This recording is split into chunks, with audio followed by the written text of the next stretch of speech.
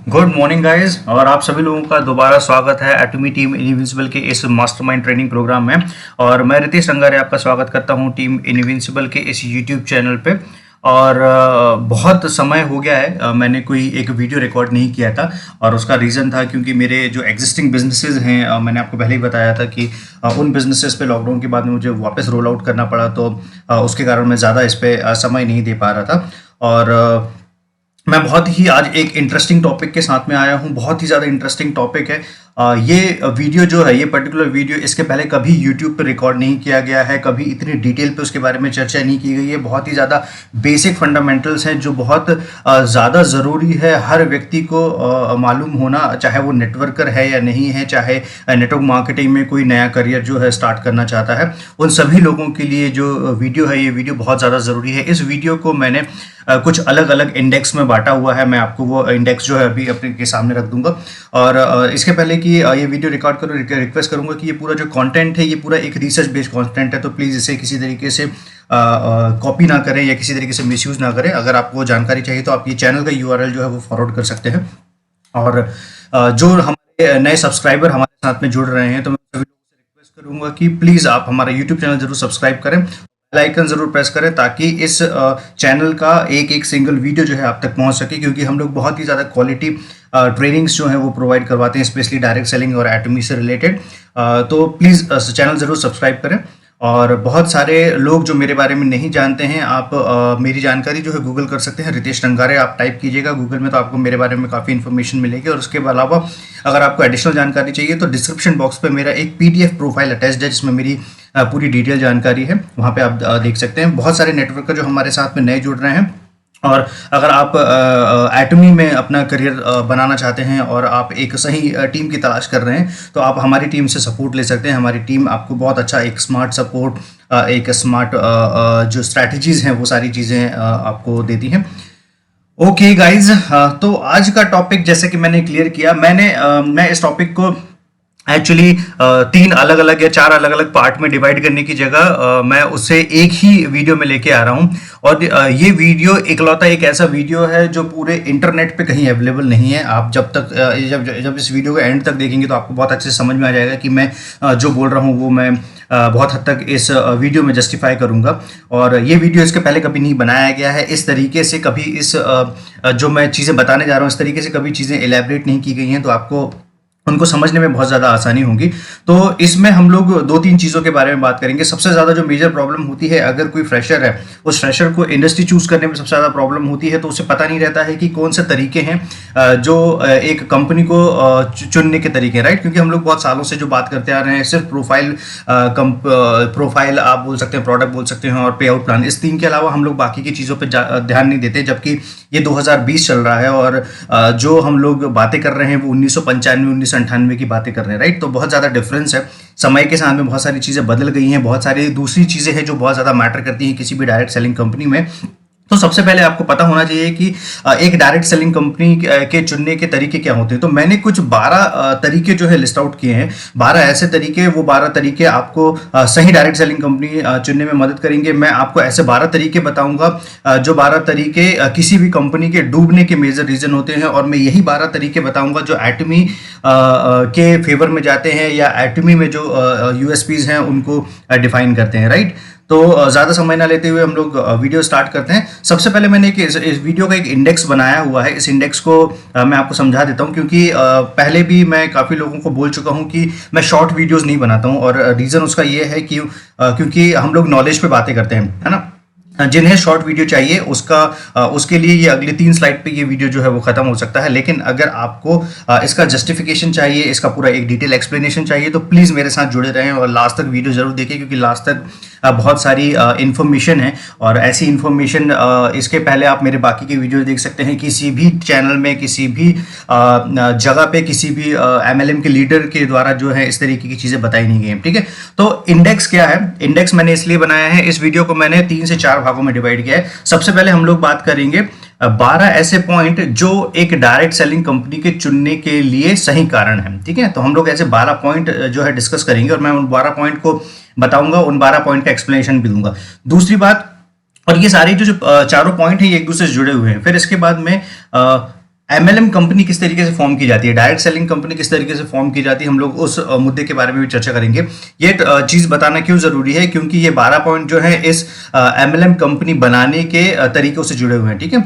इसके बाद में एक हम लोग बात करेंगे कि जो मिसलीडिंग प्रमोशन होते हैं मार्केट के, जो गलत प्रमोशंस होते हैं, आप उनको किस तरीके से आइडेंटिफाई कर सकते हैं, किस तरीके से आपको बचना चाहिए, आपको किस तरीके से उन्हें ब्लाइंडली फॉलो नहीं करना चाहिए, है ना। तो ये सारी चीजें हम लोग डायरेक्ट सेलिंग के मिसलीडिंग प्रमोशन के बारे में डिस्कस करेंगे। और आखिरी जो हमारा टॉपिक रहेगा वो टॉपिक रहेगा कि एटमी के ये जो टॉप डायरेक्ट सेलिंग पॉइंट्स हैं, जो 12 डायरेक्ट सेलिंग पॉइंट्स हैं, वो एटमी से किस तरीके से रिलेट करते हैं, हम लोग उस टॉपिक के बारे में डिस्कस करेंगे। ओके, तो सबसे पहले वीडियो स्टार्ट करने के पहले आप सभी लोगों को एक चीज हम एक कॉमन डिस्कशन करते हैं, हम लोग आपको बताना चाहूंगा मैं कि किसी भी चीज के लिए, किसी भी दुनिया की चीज के लिए आपका राइट सिलेक्शन बहुत ज्यादा जरूरी है, राइट। सही सिलेक्शन होना बहुत ज्यादा जरूरी है। सही सिलेक्शन क्यों जरूरी है, क्योंकि अगर आप के पास में सही रिसोर्स नहीं है, किसी भी चीज का सही रिसोर्स नहीं है, तो आप एक गलत चीज में गलत समय गलत चीज को चुन के बहुत ज्यादा समय वेस्ट कर सकते हैं, बहुत ज्यादा पैसा वेस्ट कर सकते हैं।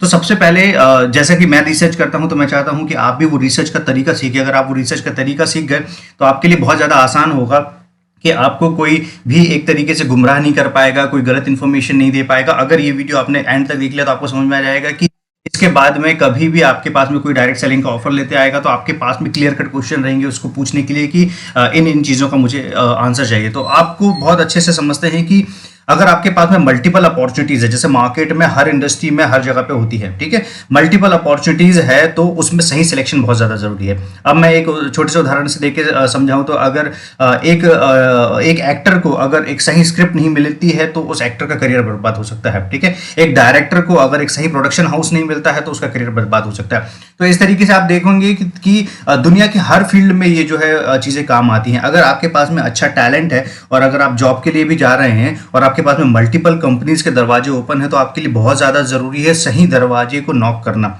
हो सकता है स्टार्टिंग में जॉब में सिर्फ पैसा के कारण कि कोई कंपनी अच्छा पैसा अगर आप या पैकेज अगर आपको ऑफर कर रही है तो आप इमीडिएट कोई भी दरवाजा नॉक करके उसको जो है ज्वाइन कर लें। लेकिन एक सर्टेन टाइम के बाद में, काम करने के बाद में, उसके बहुत सारे इंटरनल इश्यूज पता चलते हैं और जैसे इंटरनल इश्यूज पता करते हैं तो हम लोग क्विकली डिसीजन करते हैं कंपनी स्विच करने का। तो सेम चीज जो है डायरेक्ट सेलिंग में भी इंप्लीमेंट होती है, सेम चीज जो है वो इंप्लीमेंट होती है स्कूल्स में भी, ठीक है। अगर मैं आपको ये पूछूं कि स्कूल में अगर कोई बच्चा टॉप करता है तो उसका आकलन कैसे किया जाता है, या मैं आपको पूछूं कि अगर आपको सही अपने बच्चे के लिए स्कूल चूज करना हो कि आपके बच्चे के लिए सही एजुकेशन कहां से मिला होगा, तो उसका भी एक कोई क्राइटेरिया होता है, राइट, उसका तरीका होता है चूज करने का।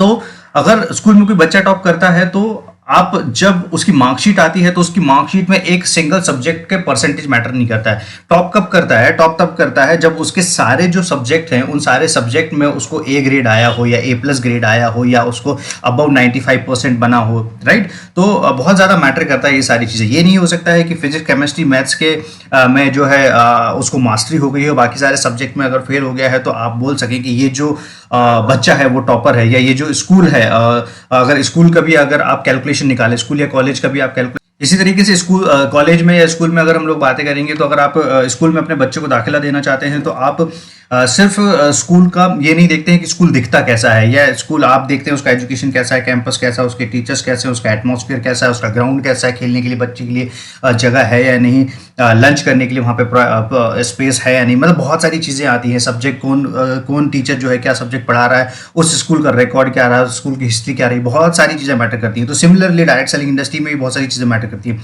इसी तरीके से अगर आप किसी बच्चे को अगर आप कॉलेज भेजना चाहेंगे तो आप देखेंगे तो आप कॉलेज में देखेंगे कि उस कॉलेज का जो है सक्सेस परसेंटेज क्या रहा है। सक्सेस परसेंटेज मतलब से वहाँ पे कितने प्लेसमेंट्स हुए हैं, उस कॉलेज में कितने ग्रेजुएट्स निकले हैं, है ना, क्या रहा है, और बहुत सारी चीज़ें आप देखते हैं। उसका कैंपस देखते हैं, उसका कैंपस एटमॉस्फेयर देखते हैं, वहाँ का कल्चर देखते हैं। इनफैक्ट ये भी देखा जाता है कि वहाँ पर रैगिंग होती है या नहीं है।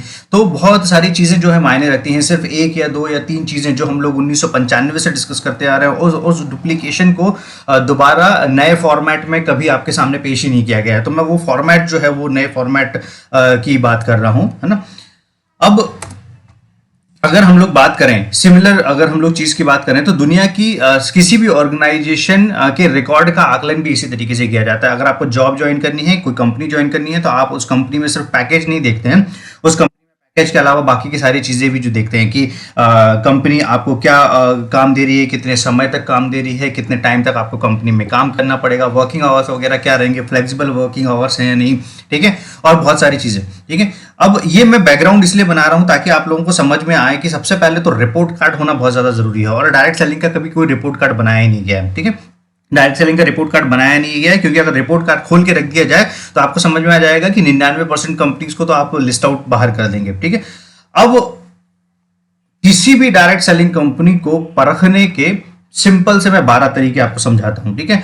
और जिन भी व्यक्तियों को, जो भी व्यक्ति मेरे वीडियोस देखते हैं और जिन्हें शॉर्टकट में वीडियो चाहिए, तो गाइज ये 6वें स्लाइड पे आपका वीडियो जो है शॉर्टकट में एंड हो जाएगा। बट इनको अगर एक्सप्लेनेशन चाहिए, इसके बाद में अगर आप बाकी का पूरा डिटेल समझना चाहते हैं तो आपको वीडियो के अंत तक जुड़ा रहना पड़ेगा। और मैं गारंटी देता हूं ये वीडियो इस तरीके से पूरी डायरेक्ट सेलिंग हिस्ट्री में किसी भी एमएलएम के बड़े से बड़े लीडर के थ्रू भी नहीं समझाया गया होगा, राइट। तो क्वालिटी इंफॉर्मेशन है, आप जुड़े रहें, आपको अपनी टीम को समझाने में आसानी होगी, आपको सही कंपनी, अगर बहुत सारे फ्रेशर हमारे साथ में जुड़ रहे हैं तो बहुत सारे फ्रेशर को सही कंपनी जो है चूज करने में आसानी होगी, ठीक है। तो किसी भी डायरेक्ट सेलिंग कंपनी को परखने के सिंपल से 12 तरीके हैं। सबसे पहला जो तरीका है वो है कंपनी के एथिक्स। हम लोग ये 12 पॉइंट डिस्कस कर लेते हैं, इसके बाद मैं इनको एलैबोरेट करूंगा। दूसरा पॉइंट है कंपनी प्रोफाइल। तीसरा पॉइंट है कंपनी के फाउंडर का प्रोफाइल एंड एक्सपीरियंस। चौथा पॉइंट है प्रोडक्ट, और पांचवा पॉइंट है बिजनेस प्लान। अब आपने ध्यान दिया होगा, हम लोग जो सालों से डिस्कस करते आ रहे हैं, हम लोग सिर्फ 3 ही पॉइंट के बारे में डिस्कस कर रहे हैं। एक कंपनी का प्रोफाइल, दूसरा प्रोडक्ट, और तीसरा बिजनेस प्लान, राइट। इसके अलावा हमने कभी भी कोई दूसरे सिस्टम के बारे में या दूसरी चीजों के बारे में डिस्कस करने की कोशिश नहीं की है। जबकि अगर किसी कंपनी का ये तीनों चीजों भी सही है, उसके बावजूद भी वो कंपनी बैंकरप्ट हो सकती है, इसका बावजूद भी वो कंपनी फेल हो सकती है, या फ्रॉड हो सकती है, या बहुत सारी चीजें। मैं आपको समझाता हूं कैसे, ठीक है। इसके बाद में universal education system, future vision, technology, success percentage, global existence, उस कंपनी का ग्लोबल एग्जिस्टेंस क्या है, यूनिवर्सल ग्लोबल सिस्टम क्या है उस कंपनी का, और वर्क कल्चर क्या है। ये 12 पॉइंट अगर आपने किसी भी कंपनी में समझ लिए तो मैं बोलूंगा आप आंख बंद करके अगर उन कंपनी में इन सभी चीजों का रिकॉर्ड, जैसे हम लोग देखते हैं ना कि बच्चों का, जैसे मैंने आपको बताया कि बच्चों के लेट से 12 सब्जेक्ट है, तो 12 सब्जेक्ट में आपको कम से कम 90 अबव लाना पड़ेगा, तब आप मेरिट लिस्ट में आते हैं। तो सिमिलरली ये तरीके हैं 12 चेकलिस्ट करने का। अगर इन 12 सब्जेक्ट में कंपनी ने, कोई भी डायरेक्ट सेलिंग कंपनी ने मास्टरी हासिल की है, तो ऑटोमेटिक आप उस कंपनी को ज्वाइन कर लें और उसी कंपनी को रिकमेंड करें और उसी कंपनी का भाग बने, ठीक है। तो गाइस सबसे पहले मैं बात करूंगा एथिकल कंपनी की, ठीक है। सबसे पहले मैं बात करूंगा एथिकल कंपनी की। अब एथिकल कंपनी की मैं बात क्यों अच्छे से समझा सकता हूं, 2010 में मैं एक डायरेक्ट सेलिंग कंपनी के मैनेजमेंट का पार्ट था। 2010 में, ये बात मैंने कभी किसी को नहीं बताई है, 2010 में मैं एक डायरेक्ट सेलिंग कंपनी के मैनेजमेंट का पार्ट था, और मैनेजमेंट में मैं उस कंपनी का डायरेक्टर भी था, ठीक है। और मैं कंपनी का नाम नहीं ले सकता। उस कंपनी में हमने लगभग जो हमारे एमडी थे, क्योंकि जो मेजर डिसीजन टेकिंग थी वो हमारे एमडी सर की रहती थी उस टाइम पे, तो उन्होंने लगभग सारी अनएथिकल चीजें करी थी। और ये बाद में एडमिट करता हूँ, क्योंकि उसके बाद में मुझे समझ में आया है कि एथिकल कंपनी होने का मतलब क्या होता है। और उसमें कमांड कंट्रोल हम लोगों का उतना नहीं था, बहुत ज्यादा जो कमांड कंट्रोल था वो जो हमारे उस कंपनी के एमडी थे उनका था। तो एथिकल कंपनीज और अनएथिकल कंपनीज को समझने का तरीका क्या होता है। जो एथिकल कंपनीज होती हैं, ठीक है, वो ethical companies leader oriented organisation नहीं होती। लीडर ओरिएंटेड ऑर्गेनाइजेशन का मतलब क्या है कि लीडर अगर आपको बोल रहा है कि मैं इतना बिजनेस ला के दे रहा हूं, आप मुझे कितना दे रहे हो, ठीक है, और मैं इतना आपको बिजनेस ला के दे रहा हूं, इतना सेल्स वॉल्यूम ला के दे रहा हूं, आप मेरे को क्या पोजीशन दे रहे हो, ये जो है ये सारी चीजें अनएथिकल है, ठीक है। और यही अनएथिकल रीजन होने के चक्कर में, जैसे आपने अभी रिसेंट केस जो है नेपोटिज्म का सुना होगा, जो सुशांत राजपूत के साथ में हुआ है। सिमिलर काइंड ऑफ नेपोटिज्म जो है, या आप उसको नेपोटिज्म का ही एक फॉर्मेट बोल सकते हैं, वो डायरेक्ट सेलिंग इंडस्ट्री में भी चलता है, ठीक है, कि यहाँ पे सेल्स वॉल्यूम के हिसाब से बात हो जाती है, कौन कितना बिजनेस लेके आ रहा है, कौन एग्जिस्टिंग कोई बड़ा लीडर है, तो इस हिसाब से बात की जाती है। और एथिकल कंपनी को एक दिन में नहीं पहचाना जा सकता है, नो डाउट, क्योंकि जब भी कोई कंपनी साउंड करती है तो वो एक बार में हमेशा यही बताते हैं कि हम लोग one of the most ethical company है, उनके एक्शन से पहचाना जा सकता है, ठीक है। अब दूसरा है एक कंपनी जो है डायरेक्ट सेलिंग कंपनी, वो एक सही और गलत के बीच में बहुत क्लियर स्टैंड लेना चाहिए। अगर वो सही और गलत के बीच में क्लियर स्टैंड नहीं ले पा रही है और लीडर्स के प्रेशर में आ रही है, तो जाहिर सी बात है कि वो कंपनी सर्वाइव नहीं कर पाएगी। वो कंपनी सिर्फ और सिर्फ सेल्स ओरिएंटेड कंपनी है, सिर्फ और सिर्फ उसको रेवेन्यू से मतलब है, ठीक है। और जो टॉप क्रीम है, जो ज्यादा बिजनेस ला के दे रहे हैं, उनको उन लोगों से मतलब है। वो कस्टमर सक्सेस की तरफ जो है सेंट्रिक नहीं है, ठीक है। इसके आप इसको एक तरीके से और समझ सकते हैं, आप इसको इस तरीके से समझ सकते हैं, जब आपको उस पर्टिकुलर कंपनी का कोई लीडर अगर आपको अप्रोच करता है, तो क्योंकि कहीं ना कहीं वो उसी कंपनी के एथिक्स फॉलो कर रहा है, वो उसी कंपनी की गाइडलाइन फॉलो कर रहा है, उसी कंपनी का कल्चर डुप्लीकेट कर रहा है, तो आपको उसकी बातों से ये चीजें बहुत ज्यादा आसानी से समझ में आ जाएंगी, क्योंकि उनके अनएथिकल तरीके से अप्रोच करने का जो तरीका होगा, राइट, तो उससे आप जज कर सकते हैं कि सामने वाला व्यक्ति, अगर वो लीडर ही अनएथिकल वे में आपको अप्रोच कर रहा है, तो डेफिनेट सी बात है कंपनी उस चीज को बहुत ज्यादा सपोर्ट कर रही है।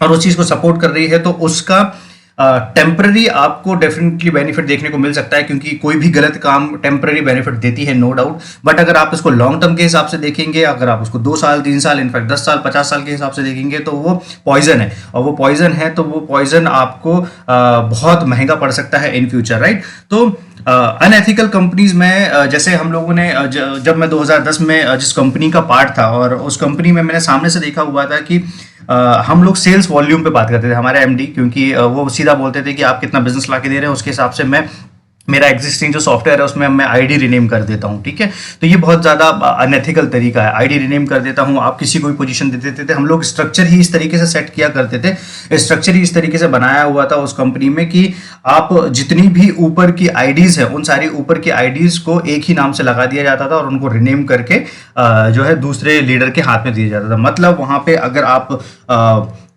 मेहनत करके एक सही पोजीशन आप लेके बैठे हुए हैं, और कोई एक नया लीडर आ रहा है और वो बोल रहा है कि मेरे पास में इतना टीम है, मेरे पास में इतना सेल्स वॉल्यूम है, मैं इतना बिजनेस आपको दे रहा हूं, तो कंपनी का मैनेजमेंट जो है इमीडिएट उस चीज पर डिसीजन ले लेता था और आपकी इमीडिएट आईडी रिनेम करके उनको टॉप पोजीशन देता था। ये बहुत अच्छे तरीके हैं अनएथिकल कंपनीज को पहचानने के, ठीक है। और एथिकल कंपनी के तरीके क्या है? एथिकल कंपनीज के तरीके हैं, जैसे ही ऐसी चीजें स्पॉट होती हैं, वो क्विक एक्शन लेते हैं और उन सारी चीजों को स्ट्रिक्टली ब्लॉक करते हैं, ठीक है। चाहे वो कंपनी की चाहे वो डिस्ट्रीब्यूटर कितने से बड़ा क्यों ना हो, तो उसकी आईडीज भी जो है वो ब्लॉक की जाती है, ठीक है।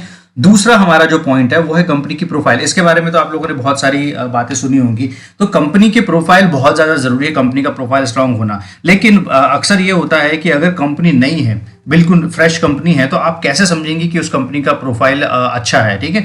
तो उस टाइम पे उस कंपनी का प्रोफाइल जो है वो डिपेंड करता है कि उस कंपनी का एसोसिएशन किन बड़ी ऑर्गेनाइजेशन के साथ में है। अगर कोई एक उदाहरण के लिए हम लोग मान के चलते हैं कि रिलायंस अगर चल के कल डायरेक्ट सेलिंग इंडस्ट्री में उतरता है, तो रिलायंस जिस दिन पहले दिन कदम रखेगा तो वो कोई फ्रेश कंपनी नहीं रहेगी। उसका बैकग्राउंड जो है वो रिलायंस का जो बैकग्राउंड है वो कहलाएगा, राइट। जैसे हम लोग जियो का बैकग्राउंड जो है वो रिलायंस का बैकग्राउंड है, ठीक है।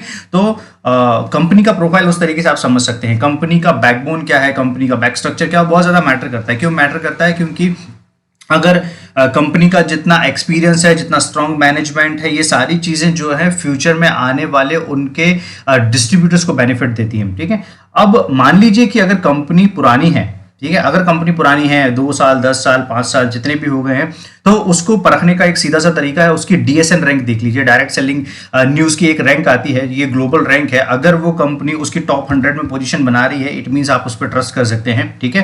कंपनीज की नेटवर्थ देख लीजिए। नेटवर्थ इसलिए जरूरी है क्योंकि कंपनी की नेटवर्थ, अगर ग्लोबल रेवेन्यू जो है कंपनी का बहुत अच्छा है, तो इसका ऑटोमेटिकली ये मतलब है कि वो कंपनी बहुत समय से कंटिन्यूसली चलती आ रही है, राइट। बहुत समय से कंटिन्यूसली चलती आ रही है और बैक टू बैक अगर वो अच्छे रिकॉर्ड दे रही है, उसकी ऑथेंटिक न्यूज की पुष्टि अगर डायरेक्ट सेलिंग न्यूज के थ्रू हो रही है, तो आप उस कंपनी के प्रोफाइल पे भरोसा कर सकते हैं, ठीक है। तो ये 2-3 टिप्स है। इसके अलावा हर कंपनी के प्रोफाइल को प्रेजेंट करने का तरीका अलग अलग होता है, तो कभी इस भ्रम में मत आइएगा। मैं इसके मिसलीडिंग प्रमोशन के बारे में जो है लास्ट स्लाइड में बात करूंगा, आपको समझाऊंगा कि किस तरीके से एक कंपनी के प्रोफाइल को बहुत ज्यादा गलत तरीके से भी प्रोजेक्ट किया जा सकता है, या बहुत ज्यादा हाइलाइट्स जो है उसके दिखाए जा सकते हैं जो कि रियल में एग्जिस्ट नहीं करते हैं, ठीक है। तो आपको उस टाइम पे अपनी समझ रखनी पड़ेगी, क्योंकि उसके लिए कोई रिसर्च नहीं है। उसके लिए आपको अपनी समझ रखनी पड़ेगी कि ये जो व्यक्ति या लीडर जो बोल रहा है वो बात कितनी ऑथेंटिक है कितनी सही है या कितनी गलत है, ठीक है। तो कंपनी का प्रोफाइल 110% मैटर करता है। अगर कंपनी का प्रोफाइल सही नहीं है तो उस कंपनी की लाइफ जो है वो बहुत कम होने वाली है, ठीक है। और कोई कंपनी अगर एकदम फ्रेश स्टार्ट कर रही है तो उस फ्रेश स्टार्ट करती हुई कंपनी में आपको चीजें देखनी पड़ेंगी। उस लीडर का विजन क्या है। अगर आप लेट से स्टार्ट करना भी चाहते हैं तो कोई प्रॉब्लम नहीं है, बट उस लीडर का विजन क्या है, उस कंपनी के एमडी का विजन क्या है, जो उनके फाउंडर हैं। इसके बाद में किस तरीके से जो है उनका एसोसिएशन कोई बड़ी ऑर्गेनाइजेशन के साथ है या नहीं, ताकि आपकी एक ट्रस्ट वैल्यू जो है वो क्रिएट हो सके। इसके अलावा आप देख सकते हैं कि मैनेजमेंट में किस तरीके के लोग शामिल हैं, मैनेजमेंट कितना बड़ा है, मैनेजमेंट में कोई नामी व्यक्ति है या नहीं जो ऑथेंटिक हो, जिस पर भरोसा किया जा सके, ठीक है। और इस तरीके के बहुत सारे पॉइंट हैं, क्योंकि प्रोफाइलिंग पे तो ऐसा है कि हर कंपनी प्रोफाइल अलग तरीके से पिच करती है, तो आप प्रोफाइल से बहुत अच्छे से जज कर सकते हो। और मैं अच्छी कंपनी की प्रोफाइल जज करने का एक तरीका बताऊंगा आपको, ठीक है। अगला चीज है फाउंडर प्रोफाइल। अब गाइस काफी लोग बोलेंगे कि फाउंडर प्रोफाइल के बारे में कभी कोई बात नहीं करता। मैंने देखा है, आपने कंपनी का प्रोफाइल देख लिया, ठीक है।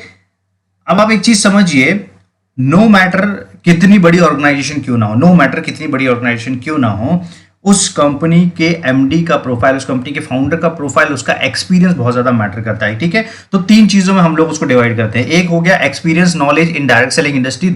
क्यों? क्योंकि ये जो है डायरेक्ट सेलिंग इंडस्ट्री का नॉलेज होना बहुत ज्यादा जरूरी है। दूसरा पार्ट है कि एक्सपीरियंस नॉलेज जो है कंपनी का मैनेजमेंट कैसे हैंडल करते हैं, क्योंकि डायरेक्ट सेलिंग इंडस्ट्री का नॉलेज होना एक अलग चीज है, लेकिन कंपनी के ऑपरेशंस, कंपनी का स्टाफ हैंडलिंग, कंपनी के लीडरशिप और स्टाफ के बीच में जो एक आपको बोलना चाहिए वो बना के रखना है, जो एक बाउंडेशन बना के रखना है, एक जो बॉन्डिंग बना के रखनी है, वो सारी चीजें कैसे पॉसिबल हो पाएंगी जब कंपनी के मैनेजमेंट के हैंडल करने का उनको बहुत अच्छा नॉलेज हो, ठीक है। और लास्ट जो कि डायरेक्ट सेलिंग इंडस्ट्री का कोर है, जो इसकी सोल है, जो इसकी एक बहुत जरूरी वैल्यू है, वो है लीडरशिप। अगर फाउंडर में, कंपनी के फाउंडर में लीडरशिप क्वालिटी नहीं है जो कि लीडर्स को हैंडल कर सके, तो डेफिनेट सी बात है कि ऐसी कंपनी का प्रोफाइल भी कितना बड़ा क्यों ना हो, आप उस कंपनी पर ट्रस्ट नहीं कर सकते, ठीक है। क्योंकि अगर कंपनी का प्रोफाइल बड़ा है, जैसे मैं एक छोटा सा उदाहरण दूंगा, तो किंगफिशर ने जब एयरलाइंस लॉन्च किया था, तो आपको ध्यान होगा कि किंगफिशर का बैकग्राउंड बहुत ज़्यादा बड़ा है, बट उसके बावजूद एयरलाइंस वाले पर्टिकुलर सेगमेंट पे वो लोग सर्वाइव नहीं कर पाए थे, और उनकी पूरी एयरलाइंस की जो और रीज़न जो उसका था वो एयरलाइंस का मैनेजमेंट था, ठीक है। अगर आप उसको उस केस स्टडी के बारे में पढ़ेंगे तो आपको समझ में आएगा। तो ऐसे बहुत सारे एग्जाम्पल हैं, ये एकलौता एग्जाम्पल नहीं, ऐसे बहुत सारे एग्जाम्पल हैं। तो इस चीज़ से आप समझ सकते हो कि बहुत ज़्यादा मैटर है। मतलब कंपनी कितनी भी बड़ी क्यों ना हो, उस कंपनी को चलाने वाला व्यक्ति सबसे ज्यादा मैटर करता है। क्योंकि अगर कंपनी का प्रोफाइल जीरो भी है, तो जो व्यक्ति उसको लीड कर रहा है, जो जो फाउंडर है कंपनी का, वो उस कंपनी का एक नया प्रोफाइल क्रिएट कर सकता है, ठीक है। और ये कंप्लीटली उनका विल पावर दिखाता है, कंपनी के फाउंडर का विजन दिखाता है। तो बहुत ज्यादा जरूरी है ये सारी चीजें होना, ओके। फिर अगली हम लोग बात करेंगे, जो सबसे ज्यादा एक कंपनी का मेन पार्ट है, वो है प्रोडक्ट एंड प्राइसिंग। इस चीज के बिना कोई भी कंपनी सर्वाइव ही नहीं कर सकती है, ठीक है। तो प्रोडक्ट और प्राइसिंग में सबसे 3 पॉइंट पे आप उसको भी जो है बांट सकते हैं। सबसे पहली बात, चीप क्वालिटी प्रोडक्ट और लो प्राइसिंग, ठीक है। ये कभी भी मापदंड नहीं है किसी भी कंपनी के अच्छे होने का। अगर एक बहुत सस्ती क्वालिटी के प्रोडक्ट है और बहुत लोवेस्ट प्राइस पे मिल रहा है, तो उसका रीपर्चेज नहीं हो सकता है, और रीपर्चेज नहीं हो सकता है तो कोई भी डायरेक्ट सेलिंग कंपनी जो है वो सर्वाइव नहीं कर सकती है। क्योंकि रिकरिंग इनकम एक चाहिए होती है, जो कंपनी को सस्टेन करने के लिए बहुत ज्यादा जरूरी हो, ठीक है। अब इसके बाद में दूसरी जो चीज है, प्रीमियम या हाई क्वालिटी प्रोडक्ट्स जो है वो अफोर्डेबल प्राइसिंग पे अगर कस्टमर को मिल रहे हैं, तो इससे बढ़िया चीज कोई नहीं हो सकती है, ठीक है। और ये सबसे सही तरीका है आपको कंपनी के प्रोडक्ट को चूज करने का। तो आपको एक चीज समझ में आ गई कि आपको एक अच्छी क्वालिटी के प्रोडक्ट चाहिए, प्लस अफोर्डेबल प्राइसिंग पे चाहिए। लेकिन उसके अलावा 2 सबसे ज्यादा चीजें मैटर करती हैं, क्योंकि कंपटीशन इतना ज्यादा है। तो कंपटीशन इतना ज्यादा है, तो क्या आपके वो प्रोडक्ट जो है वो यूनिक और पेटेंटेड है या नहीं, या तो यूनिक हो या पेटेंटेड हो। यूनिक और पेटेंटेड होने का मतलब क्या है कि लेट से एक पर्टिकुलर कोई प्रोडक्ट है, उस प्रोडक्ट को किसी भी तरीके से उस कंपनी के अलावा वो प्रोडक्ट कहीं और दूसरे मार्केट पे अवेलेबल ना हो, या उस प्रोडक्ट की क्वालिटी इतनी सुप्रीम हो कि लोग उस कंपनी की क्वालिटी के अलावा दूसरी कोई क्वालिटी पिक ना करें, ठीक है। जनरली प्रोडक्ट्स में क्या होता है, मैं आपको एक बहुत अच्छी अंदर की बात बताता हूं, क्योंकि मैं डायरेक्ट सेलिंग के मैनेजमेंट में अच्छे तरीके से काम किया हूं और मुझे पता है। तो कंपनी के प्रोडक्ट को डुप्लीकेट किया जाता है। ठीक है, कंपनी के प्रोडक्ट को डुप्लीकेट करने का मतलब क्या है, मैं एक पतंजलि के एग्जांपल से समझाता हूँ। पतंजलि ने जब अपनी एफएमसीजी की पूरी रेंज स्टार्ट करी थी, तो कोई उनकी डिटेल साइंटिस्ट की टीम स्क्रैच से बैठ के एक नए फॉर्मूला पे काम करके उसको नया रूप नहीं देते थे। उन्होंने एक प्रोडक्ट चला लिया, ब्रांड चल गया, ब्रांड चलने के नाम पे वो बैक टू बैक नए नए प्रोडक्ट लॉन्च करते थे। तो तरीका क्या रहता था, एफएमसीजी की जितने एग्जिस्टिंग प्रोडक्ट है उनकी लिस्ट निकाली जाती थी। उनकी लिस्ट निकालने के बाद में उनकी प्राइसिंग चेक की जाती थी, क्वांटिटी चेक की जाती थी, इंग्रेडिएंट चेक किया जाता था।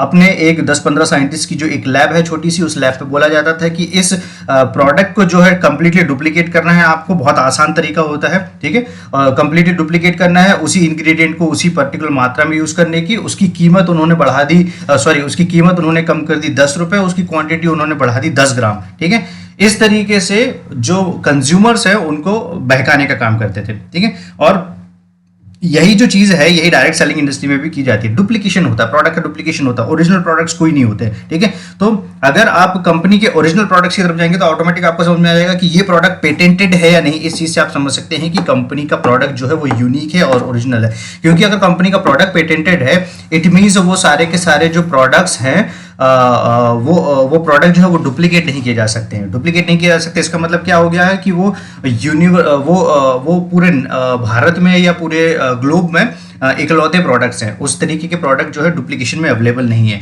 और डुप्लीकेट आप कर भी नहीं सकते हो, क्योंकि अगर आप करोगे तो आप कॉपीराइट के अगेंस्ट में जो है क्लेम में फंसोगे। ठीक है, इसके बाद में हाई डिमांडिंग प्रोडक्ट सबसे ज्यादा, क्योंकि हाई डिमांडिंग प्रोडक्ट होगा तो कंज्यूमर उसकी बार बार डिमांड करेगा। एक बार अगर कंज्यूमर को अच्छे प्रोडक्ट की आदत लग गई तो वो वापस रीऑर्डर प्लेस करेगा। इसके कारण से आपका भी रेवेन्यू बढ़ेगा, कंपनी का भी रेवेन्यू बढ़ेगा, कंपनी की फेस वैल्यू भी बढ़ेगी। ठीक है, तो आई होप आपको ये प्रोडक्ट और प्राइसिंग वाला जो फंडा है वो समझ में आया हो। मैं इसको बहुत ज्यादा शॉर्टकट में बता रहा हूँ, क्योंकि ये एक एक टॉपिक जो है ये अपने आप में एक पूरी बुक है, और इन टॉपिक के बारे में मैं बहुत ज्यादा डिटेल में डिस्कशन नहीं कर सकता हूँ इस पर्टिकुलर वीडियो पे।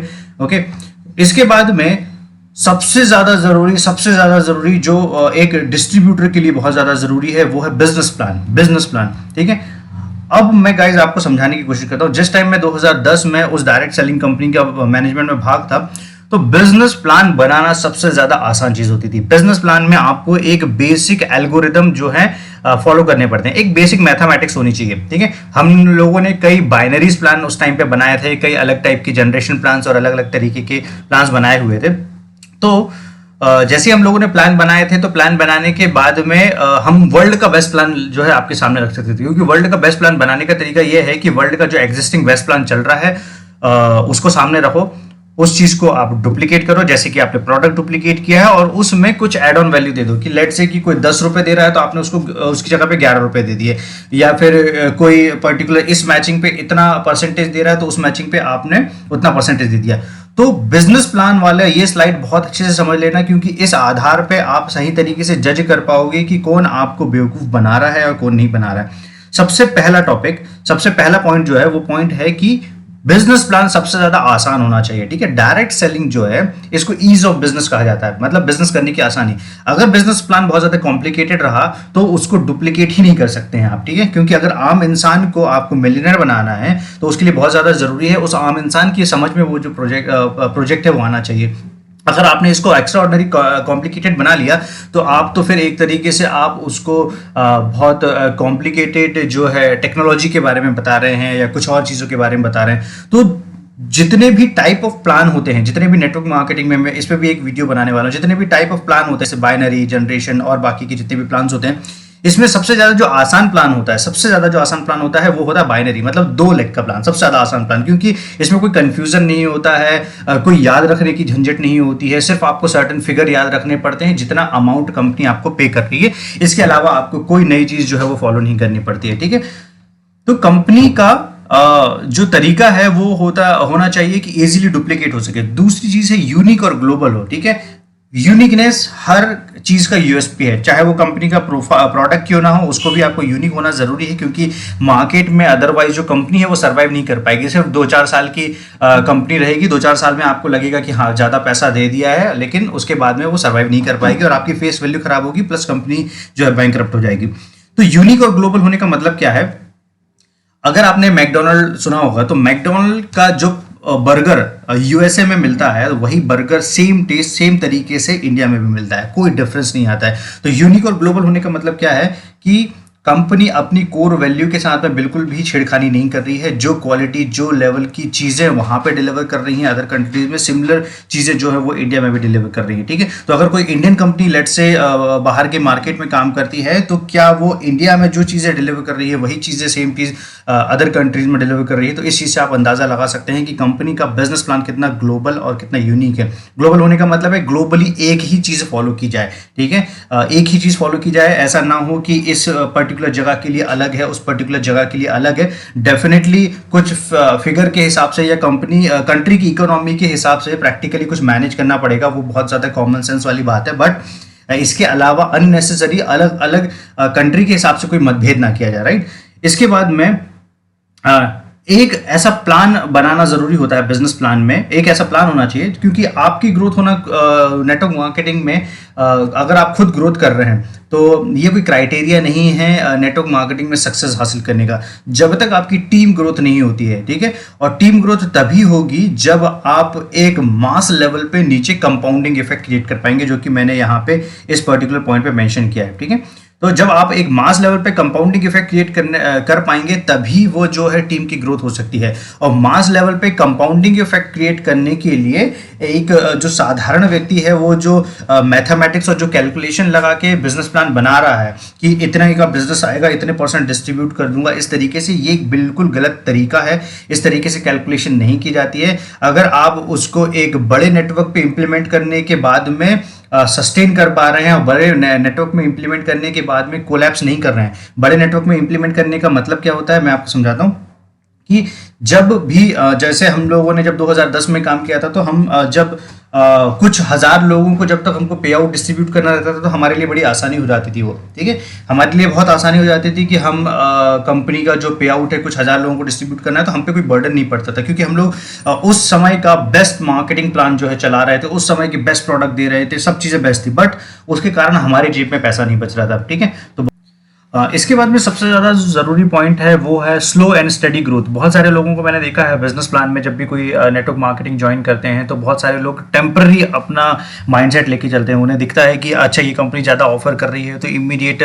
जो है ज्वाइन कर लेते हैं, और वो कैलकुलेशन समझ ही नहीं पाते हैं कि कंपनी ज़्यादा ऑफर करने के चक्कर में कंपनी खुद का प्रॉफिट नहीं बना पा रही है, और उस खुद के प्रॉफिट ना बनाने के चक्कर में जो है फ्यूचर में वो कंपनी बैंकरप्ट हो सकती है या बंद हो सकती है। तो आपको बहुत ज़्यादा स्लो एंड स्टडी ग्रोथ पे फोकस करने पड़ेगा। कोई शॉर्टकट नहीं होता है किसी भी चीज़ को हासिल करने का। राइट, तो स्लो एंड स्टडी ग्रोथ मतलब से एक तो कंसिस्टेंट रहे, स्लो इन सेंस ऐसा नहीं कि आप एक महीने में ही आप बोल रहे हैं कि आपको पहले महीने में ही आपको करोड़ों की इनकम चाहिए या आपको 2-3 महीने में ही करोड़ों की इनकम चाहिए। एक सिस्टमैटिक पैटर्न होता है उन सारी चीज़ों को समझने का। तो जो कंपनी आपको स्लो एंड स्टडी और कंसिस्टेंट ग्रोथ ऑफर कर रही है उस प्लान की तरफ जरूर जाएं। ठीक है, इसके बाद में सबसे ज़्यादा ज़रूरी जो मैक्सिमम नेटवर्क मार्केटर्स को नहीं समझता है, और मैंने देखा है बहुत सारे दूसरी डायरेक्ट सेलिंग कंपनी के बड़े बड़े लीडर से बात करते हुए वो सिर्फ बात करते हैं कि कंपनी आपको कितना % ऑफर कर रही है। ठीक है, और उसके चक्कर में सबसे ज़्यादा बड़ी प्रॉब्लम ये हो जाती है कि वो कंपनी जो है वो सर्वाइव नहीं कर पाती। वेल बैलेंस्ड का क्या मतलब होता है कि कंपनी प्रॉफिट और डिस्ट्रीब्यूटर का जो % बंटना है उसके बीच में एक सही बैलेंस होना चाहिए,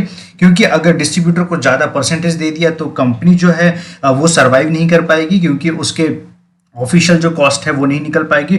और अगर कहीं पे कंपनी प्रॉफिट पे ज़्यादा % ले लिया तो डिस्ट्रीब्यूटर्स जो है उनको मार्जिन नहीं मिलेगा, और उनको मार्जिन नहीं मिलेगा तो वो सर्वाइव नहीं कर पाएंगे। तो आपको एक वेल बैलेंस्ड जो है वो बनाना ज़रूरी है बिजनेस प्लान। ठीक है, इसके बाद में वेल डिस्ट्रीब्यूटेड का मतलब क्या होता है? वेल बैलेंस्ड एक अलग चीज़ है। ये बैलेंस है कंपनी के प्रॉफिट के बीच में और डिस्ट्रीब्यूटर के ऑफर करने वाले प्रॉफिट।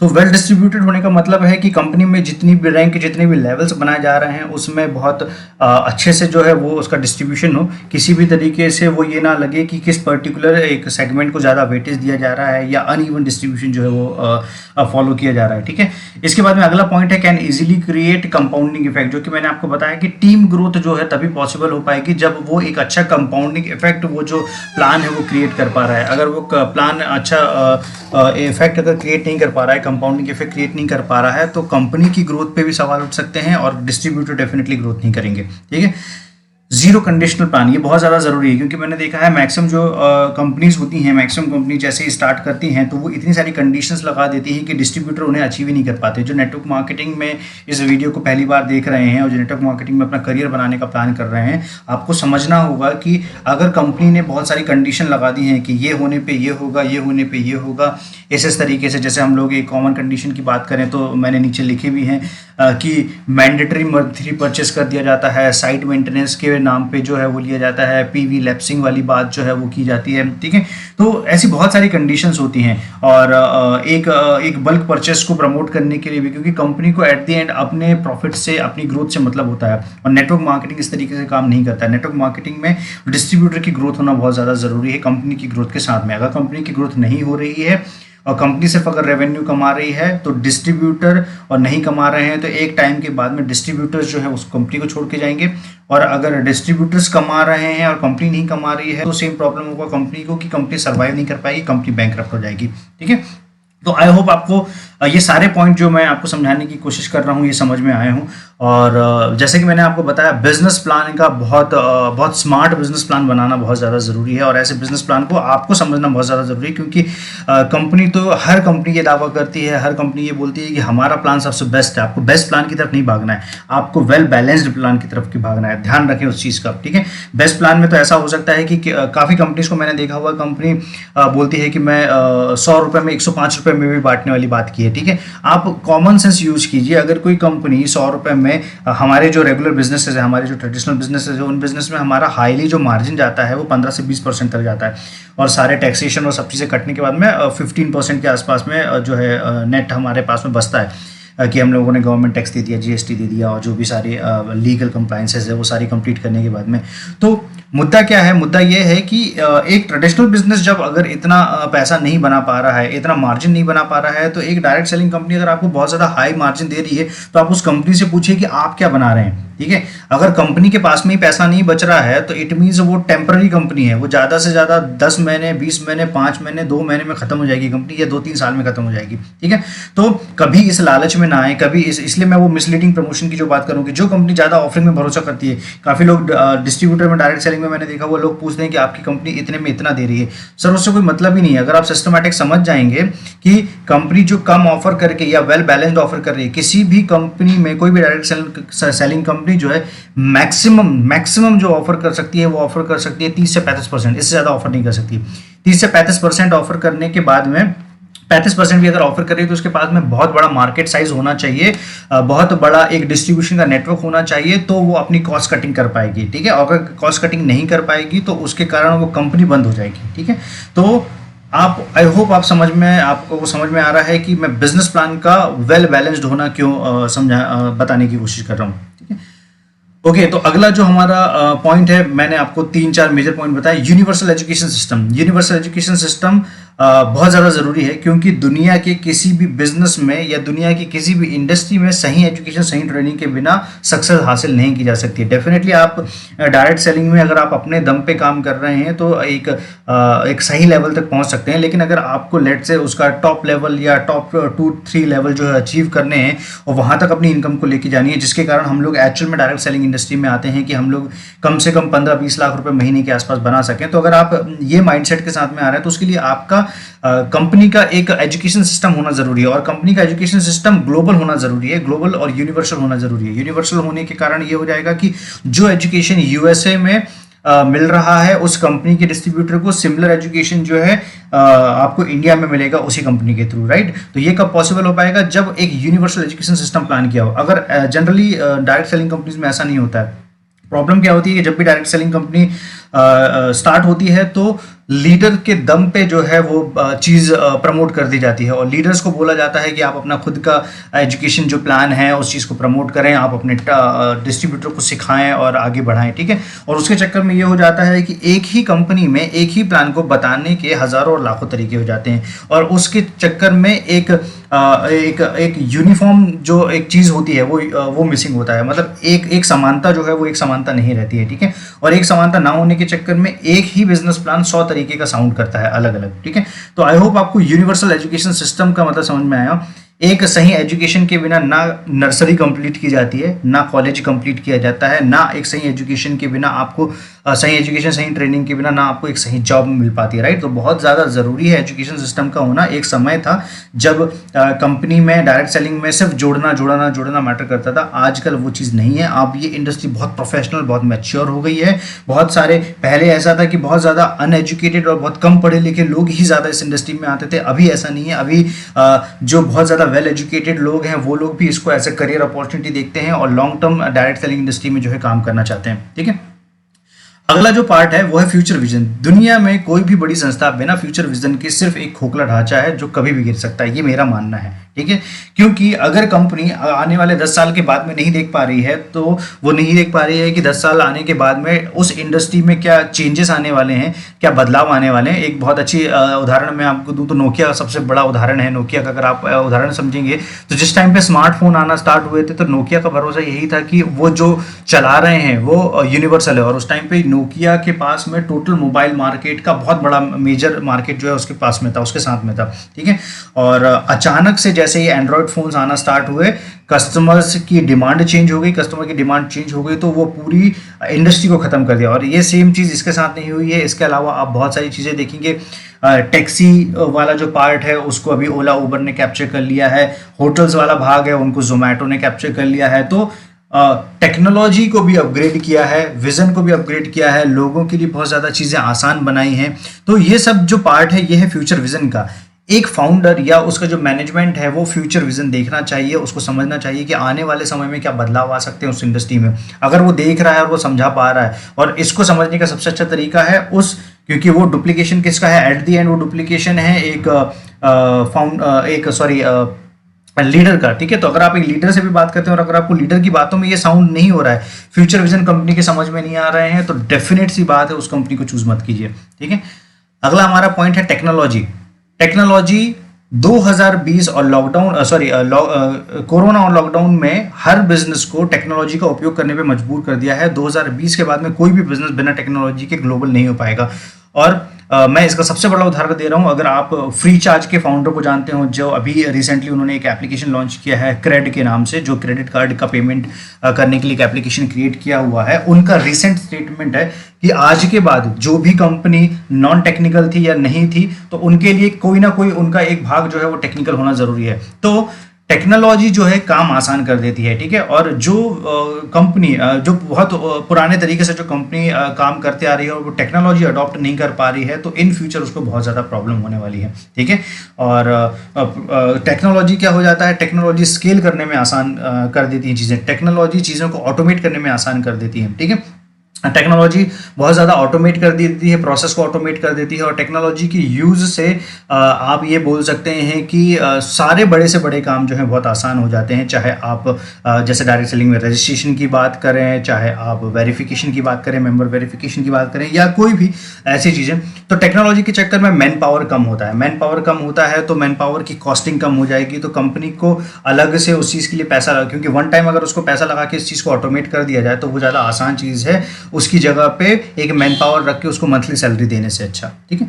तो टेक्नोलॉजी का बहुत मेजर रोल है। इसके बाद में सक्सेस परसेंटेज, दुनिया की किसी भी कंपनी में, किसी भी डायरेक्ट सेलिंग कंपनी के प्लान की पावर उसमें जुड़े हुए डिस्ट्रीब्यूटर के सफल हुए प्रतिशत से लगाई जा सकती है। मतलब नंबर ऑफ डिस्ट्रीब्यूटर कितने ज़्यादा सक्सेसफुल हो रहे हैं, ठीक है। अगर उनके परसेंटेज लेट से 50 अबव है, 50% के ऊपर है, तो आप समझ सकते हैं कि वो कंपनी एक डिसेंट कंपनी है, जो एक्चुअल में उसका मार्केटिंग प्लान ही इस तरीके से डिज़ाइन किया गया है जो आपको एक ऑटोमेटिक ग्रोथ दे। अगर आपको बड़ा नेटवर्क क्रिएट करने के बाद में भी एक लीडर को ग्राउंड पे काम करना पड़ रहा है और बहुत ज़्यादा मेहनत करना पड़ रहा है और टीम इफेक्ट उसके लिए काम नहीं आ रहा है, तो आप समझ सकते हैं कि उस कंपनी में कोई भी कंपाउंडिंग इफेक्ट काम नहीं कर रहा है, कोई भी टीम वर्क जो है वो काम नहीं कर रहा है। और ये तभी हो सकता है जब उसके प्लान में कोई खामी हो, ठीक है।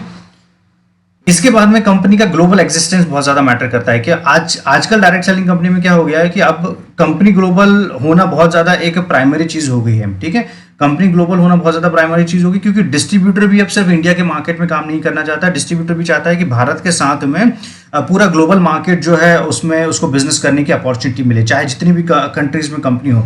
उसका फायदा ये हो जाएगा कि आप क्यों 130 करोड़ के मार्केट पे फोकस कर रहे हैं जब आपके पास में 700 साढ़े 700 करोड़ लोगों का मार्केट है, ठीक है। और 700 साढ़े 700 करोड़ लोगों के मार्केट होने से एक फायदा अलग हो जाता है, क्योंकि भारत के बाहर नेटवर्क मार्केटिंग इंडस्ट्री बहुत ज़्यादा प्रोफेशनल इंडस्ट्री है। वहाँ पर अगर आपके साथ में कोई व्यक्ति कोलैबोरेशन में आ रहा है, कोई एसोसिएट हो रहा है, तो वो बहुत सीरियस अपॉर्चुनिटी के तौर पे इस पे काम करना चाहता है। जैसे इंडिया में होता है कि एक कंपनी से दूसरी कंपनी वो लोग स्विच करते रहते हैं, जंप करते रहते हैं, वैसा नहीं होता है। वहाँ पे अगर कोई व्यक्ति एक बार जुड़ रहा है तो वो लॉन्ग टर्म आपके साथ में जुड़ा रहेगा, ठीक है।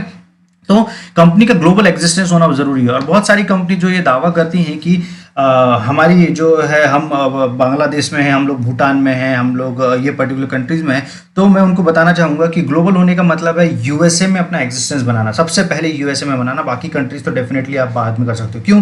क्योंकि यूएसए के डायरेक्ट सेलिंग के नॉर्म्स बहुत ज़्यादा स्ट्रिक्ट हैं, बहुत ज़्यादा कड़े नॉर्म्स हैं, बहुत ज़्यादा कड़ी टर्म्स एंड कंडीशन है। तो अगर आप यूएसए में अपनी पोजीशन बना रहे हैं, इसका मतलब है जिस देश ने आपको डायरेक्ट सेलिंग इंडस्ट्री दी है उस देश को आप चैलेंज कर रहे हैं। और अगर आपने यूएसए में अपने आप को प्रूव कर दिया है तो इंटरनेशनली आप कहीं पे भी अपने आप को प्रूव कर सकते हैं, ठीक है। इसके बाद में यूनिवर्सल सिस्टम होना बहुत ज़्यादा ज़रूरी है, ठीक है। यूनिवर्सल सिस्टम होने का मतलब, जैसे मैंने मैकडॉनल्ड के एंड पे बताया कि प्रोडक्ट क्वालिटी में कोई मतभेद ना हो, हर जगह पे एक ही क्वालिटी के प्रोडक्ट जो हैं वो आपको मिले।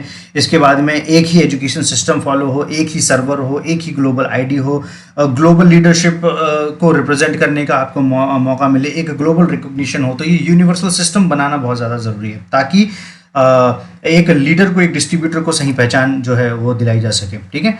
अब सबसे ज़्यादा ज़रूरी पार्ट जो कभी भी बताया नहीं जाता है वो है वर्क कल्चर। क्योंकि डायरेक्ट सेलिंग की रेस में मैंने देखा हुआ है, डायरेक्ट सेलिंग की रेस में हर डिस्ट्रीब्यूटर अपनी टीम को ही हाईलाइट करने के लिए जो है ज़्यादा फोकस रहता है, और क्रॉस टीम और अदर टीम की सपोर्ट नहीं करता है। ये प्रॉब्लम एक्चुअली आती है जब कंपनी के मैनेजमेंट ही इस तरीके का माइंडसेट प्रमोट करते हैं, ठीक है।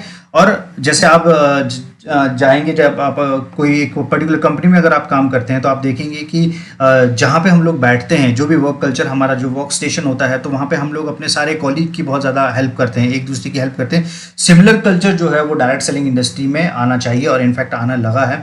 और ऐसी अगर कंपनी अगर आपको मिल रही है जहाँ पे एक क्रॉस लेग दूसरी क्रॉस लेग की सपोर्ट कर रहा है, और कंपनी ने ही वैसा वर्क कल्चर बनाया हुआ है, तो उस कंपनी को फॉलो कीजिए, ठीक है। तो आपको कभी भी फेलियर्स जो है वो देखने को नहीं मिलेंगे। तो गाइज, आई होप आपको ये सारे पॉइंट जो है बहुत अच्छे से समझ में आए हों, क्योंकि ये 12 पॉइंट हैं। ये 12 पॉइंट अगर आपने समझ लिए, सिर्फ इन 12 पॉइंट पर डिस्कशन कीजिए। वो जो 3 पॉइंट आपको बताए गए हैं, 20 सालों से बताए जा रहे हैं, प्रोफाइल, प्रोडक्ट और पे आउट के बाद में, तो उन सारी चीज़ों से दुनिया बहुत ज़्यादा आगे जा चुकी है। समय चेंज हो गया है, डायरेक्ट सेलिंग का समय चेंज हो गया है, ठीक है। तो बहुत ज़्यादा ज़रूरी है इन सारे पॉइंट को फॉलो करने का। ओके, अब मैं क्विकली बात करूंगा कि कंपनी जो है किस तरीके से बनाई जाती है, डायरेक्ट सेलिंग कंपनी किस तरीके से बनाई जाती है, ठीक है। ये बताना क्यों जरूरी है? ये बताना इसलिए जरूरी है ताकि आपको समझ में आए कि कितना आसान है डायरेक्ट सेलिंग कंपनी बनाना और कितना मुश्किल है डायरेक्ट सेलिंग कंपनी चलाना, ठीक है। आसान इसलिए है क्योंकि हम लोगों ने भी ये करके देख चुका है, लेकिन हम लोग बहुत बड़े फेलियर्स रहे हैं। और मुश्किल इसलिए है क्योंकि उसको चलाना, उस विजन को लेके जाना, उसको ग्लोबल रूप देना, वो बहुत ज़्यादा मुश्किल पार्ट है। तो बहुत आसान चीज़ें होती हैं। एक कंपनी को रजिस्टर्ड करने के लिए सिर्फ उसको प्राइवेट लिमिटेड कंपनी फॉर्म करना पड़ता है। उसके लिए आपको ज़्यादा से ज़्यादा जो कॉस्ट आती है, अगर आप एक सही सीए के पास में जाएंगे तो 10 से 15,000 रुपये जो है, 15 से 17,000 रुपये में आपका प्राइवेट लिमिटेड कंपनी जो है रजिस्टर्ड हो जाती है, ठीक है। दूसरा सबसे जो ज़रूरी पार्ट होता है वो होता है कंपनी का बिजनेस प्लान क्रिएट करना। तो कंपनी में जनरली बिजनेस प्लान जो क्रिएट किए जाते हैं वो इस तरीके से क्रिएट किए जाते हैं कि एक एग्जिस्टिंग एमएलएम सॉफ्टवेयर जो है किसी कंपनी के पास में होता है। आप किसी भी गूगल करके देख लीजिएगा, एमएलएम सॉफ्टवेयर के नाम से आपको ढेरों कंपनीज मिल जाएंगी जो इस तरीके की सर्विसेज देती हैं। आपने वो सॉफ्टवेयर उठाया, उस सॉफ्टवेयर में सिर्फ आपको डिजिट्स चेंज करने रहते हैं, आंकड़े चेंज करने रहते हैं कि किस मैचिंग पे कितना मिलना है, राइट। या अगर आप लेट से जनरेशन प्लान चुन रहे हैं तो जनरेशन प्लान के हिसाब से उसको कस्टमाइज कर दिया, या अगर आपने बाइनरी प्लान चुना हुआ तो बाइनरी प्लान के हिसाब से उसको कस्टमाइज कर दिया। तो बहुत आसान होता है। इसके बाद में आउटसोर्स द प्रोडक्ट, ठीक है। पहले जो होता था, पहले काफ़ी हद तक लोगों का ऐसा होता था क्रेडिट पे माल उठाना पड़ता था, या ये सारे टर्म्स रिलेशन बनाना पड़ते थे। आजकल एक नई इंडस्ट्री आ गई है, इस इंडस्ट्री में मैं खुद काम करता हूँ। इस इंडस्ट्री का नाम है ड्रॉप शिपिंग। ड्रॉप शिपिंग क्या होता है? आपको प्रोडक्ट जो है किसी कंपनी को मैन्युफैक्चर करने की ज़रूरत नहीं है। कंपनी सिर्फ वो प्रोडक्ट कोई ना कोई मैन्युफैक्चरर है दुनिया में जो बना रहा होगा, और इंडिया की जो टॉप डायरेक्ट सेलिंग कंपनीज हैं, जितनी भी कंपनीज आप मैक्सिमम कंपनीज उठा लीजिएगा, वो इसी मॉडल पे काम करती है। इस मॉडल को बोला जाता है direct selling, sorry drop shipping. इस मॉडल को बोला जाता है ड्रॉप शिपिंग। ड्रॉप शिपिंग में क्या होता है, मैन्युफैक्चरर को आपने एक पर्टिकुलर प्रोडक्ट का आपने ये बता दिया कि जब ये प्रोडक्ट आएगा तब मैं ऑर्डर प्लेस करूंगा, और आपको वो ऑलमोस्ट उसी रेट पे देता है जिस रेट पे उसकी बल्क क्वांटिटी मिलती है। क्यों? क्योंकि आप उसको फ्रीक्वेंट ऑर्डर देते रहते हैं, ठीक है। तो वहां से ऐसा होता है कि मैन्युफैक्चरर के ही प्लेस से जो है वो प्रोडक्ट शिप कर दिया जाता है कंज्यूमर के तौर पे। आपको प्रोडक्ट को हाथ लगाने की जरूरत नहीं पड़ती है। मैन्युफैक्चरर आपके प्रोडक्ट, आपके ब्रांड के लेबल्स वगैरह जो है पैकिंग वगैरह करके उस चीज को शिप कर देता है। अब चीज हमने भी ट्राई की थी, ये चीज हमने, मैं ये बताना क्यों जरूरी है, इसलिए नहीं कि आप इमीडिएट अपनी डायरेक्ट सेलिंग कंपनी बनाएं, मैं इसलिए बता रहा हूँ क्योंकि ये सबसे ज्यादा आसान चीज है। तो भारत में जितनी भी या विश्व में जितनी भी ऐसी जो छोटी बड़ी कंपनीज हैं, उन सारी कंपनीज का बैकग्राउंड जरूर चेक करें। उन सारी कंपनीज को जब बैकग्राउंड चेक करोगे तो आपको समझ में आ जाएगा कि एक कंपनी रजिस्ट्रेशन के बाद में लाख रुपए के पेड अप कैपिटल से वो कंपनी स्टार्ट कर दी गई है। एक सॉफ्टवेयर बनाने में मान के चल लिए हार्ड से हार्ड मैंने 2.5 लाख से 5 लाख रुपए लगता है, ठीक है, एक अच्छा सॉफ्टवेयर जो है वो परचेस करने में। और इसके बाद में प्रोडक्ट आउटसोर्स करने में आपको कोई कीमत नहीं लगती है। अगर आप एक चाहें तो मैन्युफैक्चरर पे ट्रस्ट करने के लिए या उसका भरोसा बनाने के लिए एक एडवांस पेमेंट जो है वो फॉरवर्ड कर सकते हैं, लेकिन उसके बाद में आपके जितने ऑर्डर्स आएंगे उस ऑर्डर के बाद में ही आपको वो प्लेस किया जाएगा, ठीक है। तो इस कारण से गलती क्या होती थी, इस चीज के चक्कर में गलती ये हो जाती थी कि अगर हर व्यक्ति को ये लगता था कि मैं एक डायरेक्ट सेलिंग कंपनी जो है फॉर्म कर सकता हूं, लेकिन जब वो उसको चलाने पे आते थे तब उनको समझ में आते थे कि इसके एक्चुअल चैलेंजेस कितने ज्यादा बुरे चैलेंजेस हैं, ठीक है।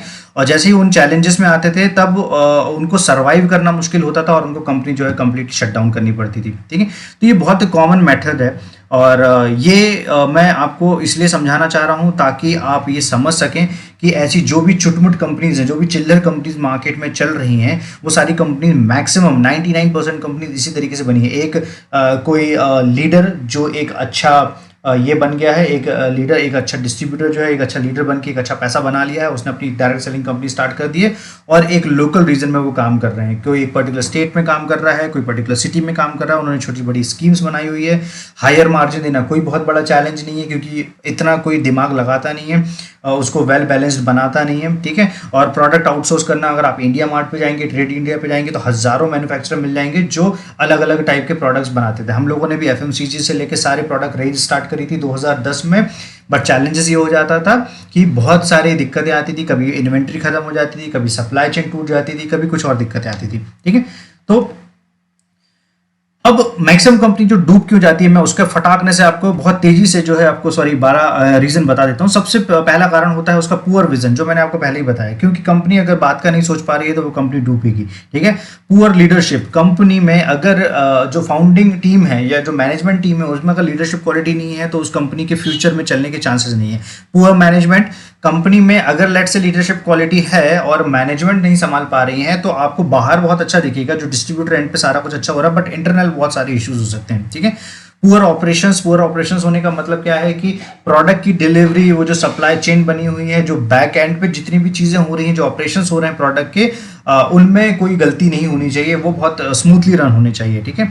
डिपेंडेंसी ऑन द ड्रॉप शिपर, मैंने आपको बताया कि एक ड्रॉप शिपर पे आपने लेट से क्या बोलते हैं प्रोडक्ट आउटसोर्स कर लिया। प्रोडक्ट आउटसोर्स करने के बाद में उस ड्रॉप शिपर से बाकी की बहुत सारी कंपनीज भी प्रोडक्ट आउटसोर्स कर रही हैं। यहाँ की इंडिया की जो टॉप कंपनीज है, मैं नाम नहीं लेना चाहता, बट इंडिया की टॉप कंपनीज जो हैं वो सारी की सारी इंडिया की टॉप कंपनीज ड्रॉप शिपिंग के थ्रू जो है ड्रॉप शिपिंग मेथड के थ्रू प्रोडक्ट आउटसोर्स करती हैं। इसमें प्रॉब्लम क्या हो जाता है कि एक ही ड्रॉप शिपर से, उसको हम लोग आसान शब्दों में मैन्युफैक्चरर बोल देते हैं, एक ही मैन्युफैक्चरर से मल्टीपल कंपनीज अगर चला रही हैं तो उस मैन्युफैक्चरर की एक सर्टेन लिमिट होती है। या तो उस मैन्युफैक्चरर ये है क्वांटिटी जो है वो बहुत बड़ी ह्यूज होनी चाहिए, उसकी नंबर ऑफ जो पीसेस निकालते हैं वो बहुत ज़्यादा होना चाहिए, लेकिन जनरली ऐसा होता नहीं है।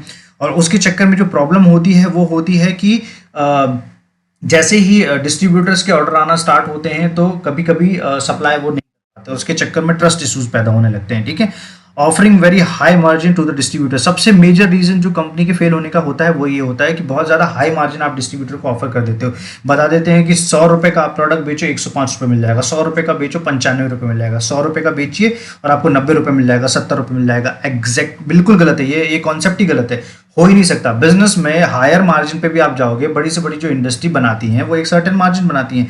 तो मार्जिन किस तरीके से बढ़ाया जा सकता है? मार्जिन तब बढ़ाया जा सकता है जब आपके करोड़ों या लाखों डिस्ट्रीब्यूटर हों, उनको बल्क में प्रोडक्ट्स जा रहे हों, तो उसकी बल्क में मैन्युफैक्चरिंग हो रही हो, बल्क में रॉ मटेरियल परचेस किया जा रहा है, तो वो सारी चीज़ें एक दूसरे कनेक्टेड हैं। तो जैसे ही आप वो परचेस करेंगे तो आपकी कॉस्ट कटिंग ऑटोमेटिकली हो जाएगी, राइट। और जितनी कम कॉस्ट पे आपको वो चीज़ें पड़ेंगी और उतनी कम कॉस्ट पे आप जो है सामने डिलीवर कर सकते हैं। सिंपल।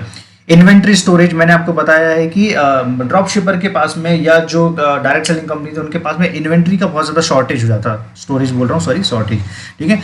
पे आउट नॉट इन टाइम, ये major Indian direct selling company की प्रॉब्लम है। अगर आप देखेंगे कि जितनी भी कंपनीज हैं उन कंपनीज में उनका एक सिस्टमैटिक टाइम ड्यूरेशन नहीं है, क्योंकि डायरेक्ट सेलिंग कंपनी में एक हफ्ते से 15 दिन जो है ये ड्यूरेशन होता है क्लोजिंग का, ठीक है। और क्लोजिंग के बाद में अगर इतने समय में आप नहीं दे पा रहे हैं तो सबसे ज़्यादा प्रॉब्लम हो जाती है, डिस्ट्रीब्यूटर जो है वो टूट जाते हैं, ठीक है। जीरो एजुकेशन, मैंने इसके पहले ही बताया है कि ये सारी चीज़ें ठीक भी हैं, लेकिन अगर आपका एजुकेशन सिस्टम नहीं है तो कंपनी कोलैप्स कर जाएगी, ठीक है। Wrong calculation, company profit versus जो डिस्ट्रीब्यूटर प्रॉफिट है, अगर आप उसको बैलेंस करके नहीं डिस्ट्रीब्यूट कर रहे हैं तो कंपनी शट डाउन हो जाएगी, ठीक है।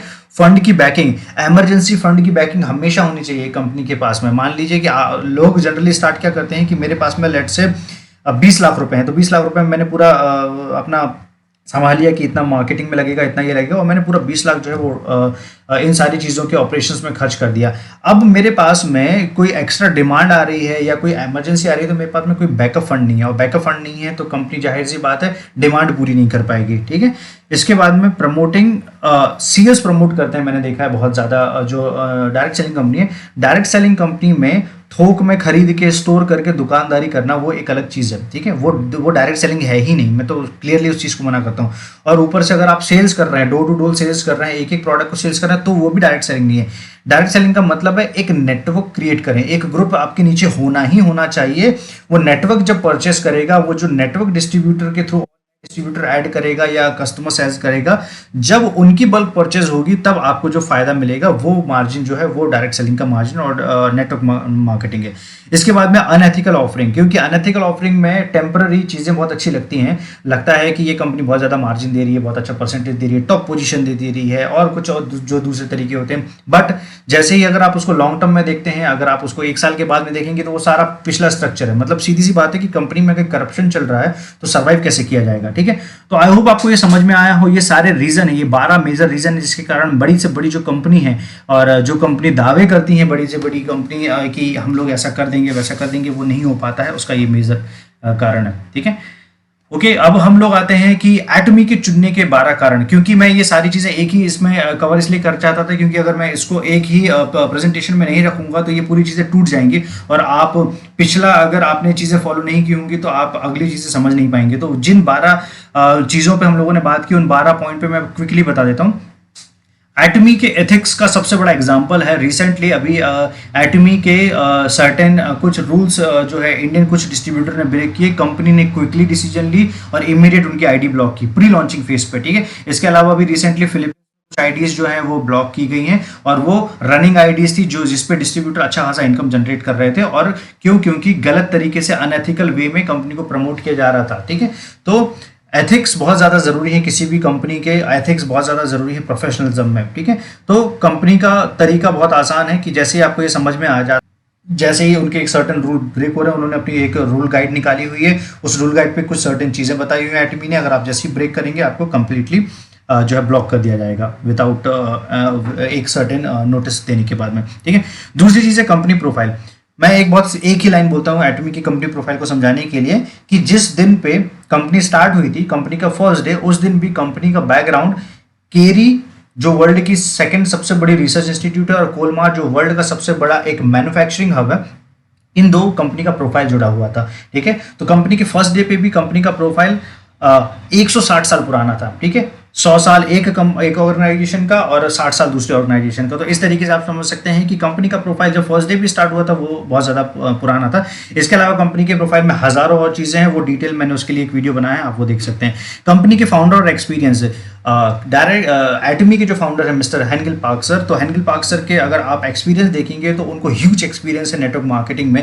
जिस समय में वर्ल्ड में अमेजॉन या कोई बड़ी ई कॉमर्स कंपनी स्टार्ट नहीं हुई थी, उस टाइम पे उन्होंने अपना एक ई कॉमर्स प्लेटफॉर्म जो है स्टार्ट किया हुआ था। तो उनके विजन से आप समझ सकते थे कि कितना विजनरी सोचते हैं।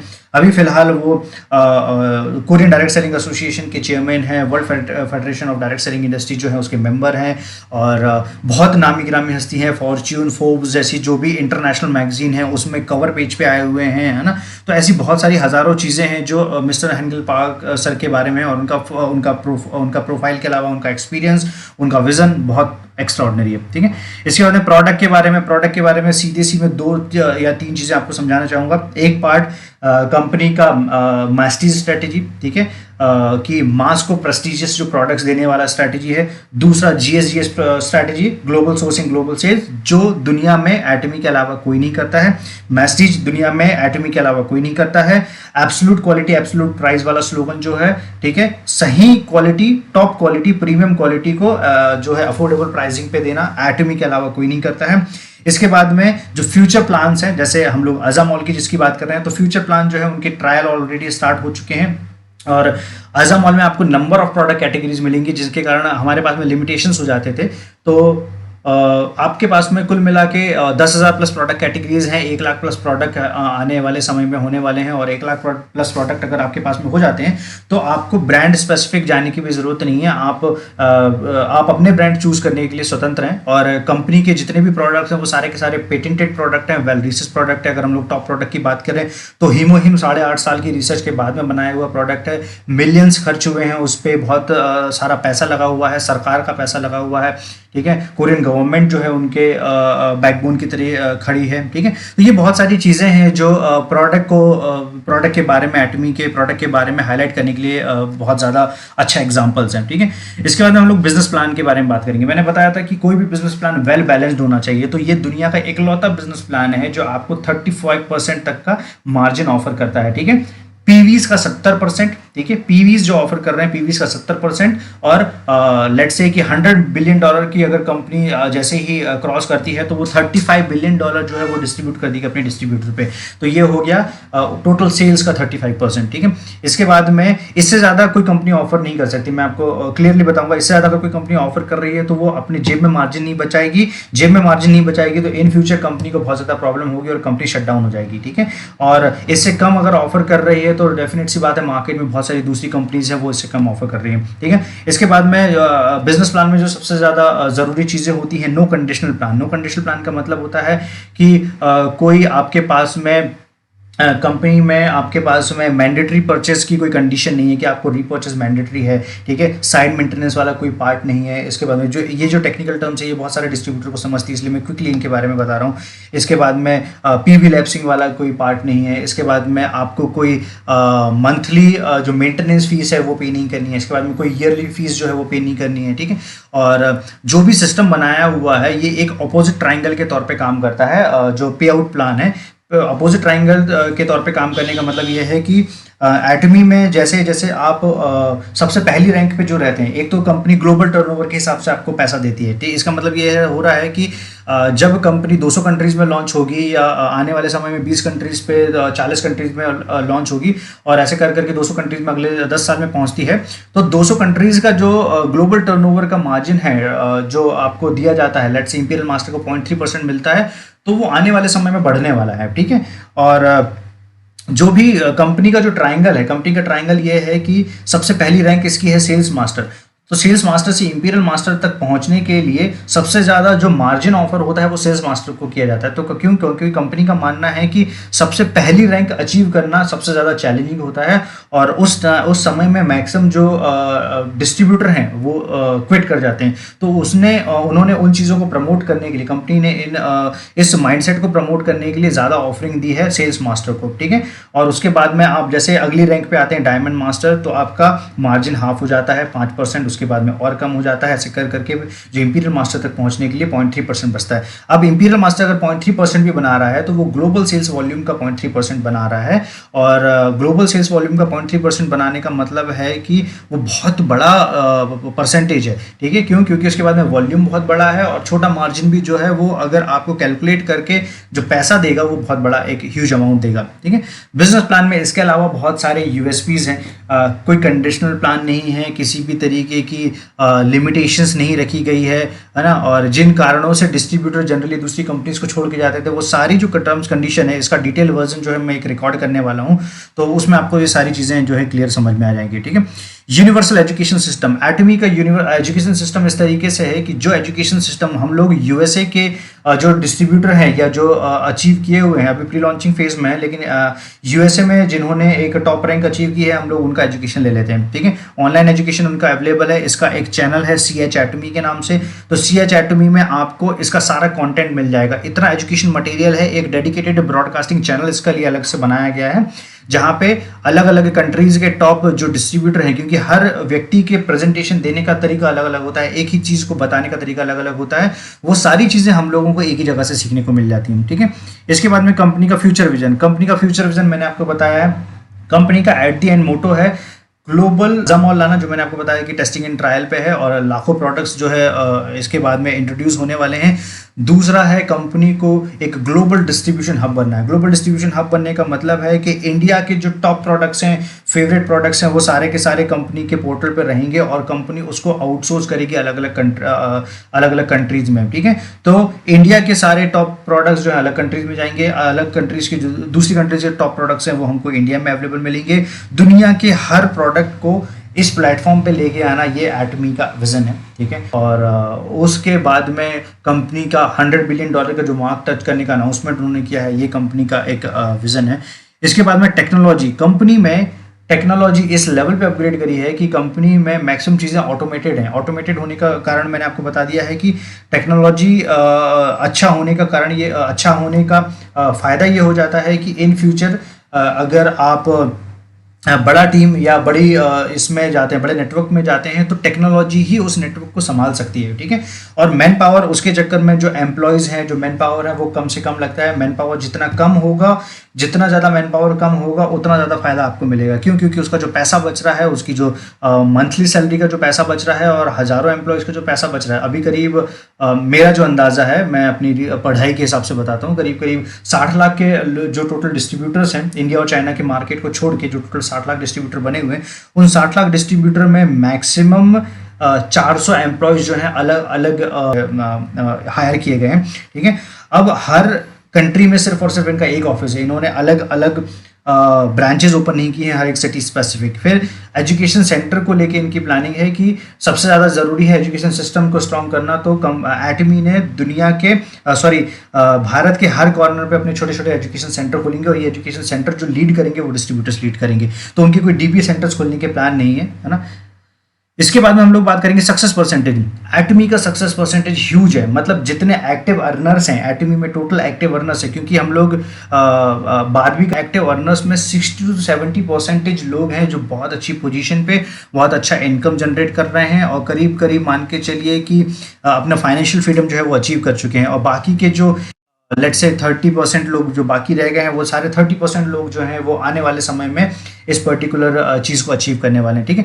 तो कंपनी का सक्सेस परसेंटेज, मतलब डिस्ट्रीब्यूटर सक्सेस परसेंटेज बहुत ज़्यादा मैटर करता है, ताकि जो कंपाउंडिंग इफेक्ट और जो टीम सक्सेस की बात हम लोग करते हैं, तो वो तभी आ सकता है जब इस तरीके का सक्सेस परसेंटेज आपको देखने को मिले, ठीक है।